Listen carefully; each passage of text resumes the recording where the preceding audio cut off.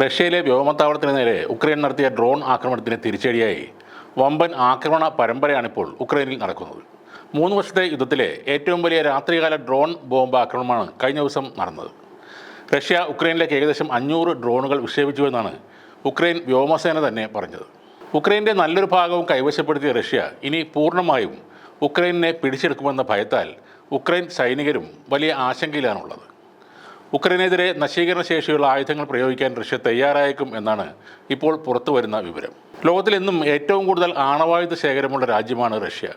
അതുകൊണ്ട് തന്നെ റഷ്യക്കെതിരെ പ്രസ്താവനകൾ ഇറക്കുക എന്നതിനപ്പുറത്തേക്ക് റഷ്യയെ ആക്രമിക്കാം എന്നൊരു ചിന്ത നാറ്റോ രാജ്യങ്ങൾക്ക് ഉണ്ടാവില്ല. യഥാർത്ഥത്തിൽ നാറ്റോ രാജ്യങ്ങളെ ആക്രമിക്കുന്നതിന് മുൻപുള്ള ഒരു ട്രയലാണ് ഇപ്പോൾ ഉക്രൈനിൽ റഷ്യ നടത്തിക്കൊണ്ടിരിക്കുന്നത് എന്ന് വേണമെങ്കിൽ പറയാം. റഷ്യക്ക് ഒരൊറ്റ ബോംബിൽ തീർക്കാൻ പറ്റുന്ന ഈ യുദ്ധം നീട്ടിക്കൊണ്ടു പോകുന്നതിന് പിന്നിൽ നാറ്റോ രാജ്യങ്ങളുടെ ആയുധശേഷി പരീക്ഷിക്കുക എന്നൊരു തന്ത്രം കൂടിയുണ്ട്. റഷ്യക്ക് നേരെ പ്രത്യക്ഷത്തിൽ യുദ്ധം നടത്തുന്ന ഉക്രൈൻ ആണെങ്കിലും അവർ ഉപയോഗിക്കുന്നത് ഏറെയും നാറ്റോ രാജ്യങ്ങൾ നൽകിയ ആയുധങ്ങളും അവരുടെ ടെക്നോളജിയുമാണ്.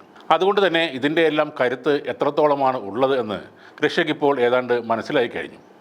റഷ്യ ഇനി എന്താണ് ചെയ്യാൻ പോകുന്നത് എന്നത് വ്ളാഡിമിർ പുടിൻ എന്ന വ്യക്തിക്കല്ലാതെ ലോകത്താർക്കും അറിയാനും കഴിയില്ല.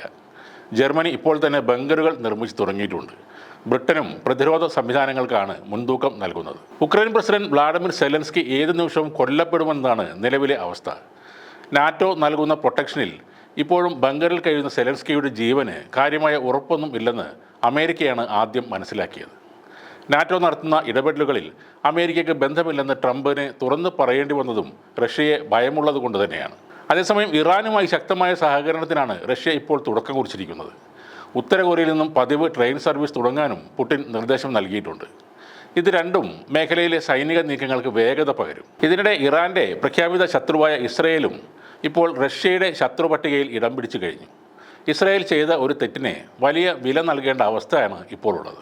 അമേരിക്കൻ നിർമ്മിതമായ പാട്രിയറ്റ് വ്യോമ പ്രതിരോധ സംവിധാനങ്ങൾ ഇസ്രയേൽ രഹസ്യമായി ഉക്രൈനിന് കൈമാറിയതാണ് റഷ്യയെ ഇപ്പോൾ ദേഷ്യത്തിലാക്കിയിരിക്കുന്നത്. ഉക്രൈനിലെ ഇസ്രയേൽ അംബാസഡർ മിഖായേൽ ബ്രോഡ്സ്കിയാണ് റഷ്യയെ പ്രകോപിപ്പിക്കുന്ന ഈ വെളിപ്പെടുത്തൽ നടത്തിയത്.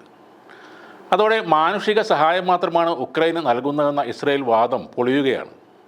മൂന്നാം രാജ്യങ്ങൾ വഴി ഇസ്രയേൽ ഉക്രൈനിലേക്ക് സൈനിക ഉപകരണങ്ങൾ അയക്കുന്നുണ്ടെന്ന റിപ്പോർട്ടുകളെക്കുറിച്ച് ചോദിച്ചപ്പോൾ പരസ്യമായി ചർച്ച ചെയ്യാൻ പാടില്ലാത്ത വിഷയം എന്നാണ് ബ്രോഡ്സ്കി പറഞ്ഞത്. ഉക്രൈനുമായും റഷ്യയുമായും നല്ല ബന്ധം നിലനിർത്താൻ ഇസ്രയേൽ എന്നും ശ്രമിക്കുന്നുണ്ടെന്നും ഇസ്രയേൽ അവകാശപ്പെട്ടിരുന്നു. ഈ അവകാശവാദങ്ങളുടെ പൊള്ളത്തരമാണ് ഇസ്രയേൽ അംബാസഡർ തന്നെ തുറന്നു പറഞ്ഞത്. ആക്സിയോസ് റിപ്പോർട്ട് പ്രകാരം അമേരിക്ക ഇസ്രയേലിൽ നിന്നും ഏകദേശം 90 പാട്രിയറ്റ് മിസൈലുകൾ ഉക്രൈനിലേക്ക് എത്തിച്ചിട്ടുണ്ട്.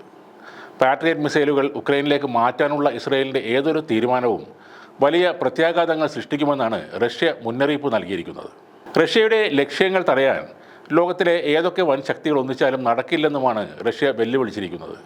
പുതിയ സാഹചര്യത്തിൽ റഷ്യയുടെ ശത്രു പട്ടികയിൽ ഇസ്രയേൽ കൂടി ഇടം പിടിച്ചത് പശ്ചിമേഷ്യയിലെ സംഘർഷങ്ങളെയും ഇനി കാര്യമായി സ്വാധീനിക്കും. ഗാസയിൽ ഉൾപ്പെടെ ഇസ്രയേൽ നടത്തുന്ന കൂട്ടക്കുരുതികൾക്കെതിരെ സൈനികമായി ഇടപെടാൻ റഷ്യയുടെ പുതിയ ഈ നിലപാട് ഏറെ സഹായകരമാകുന്നത് ഇറാന് തന്നെയാണ്.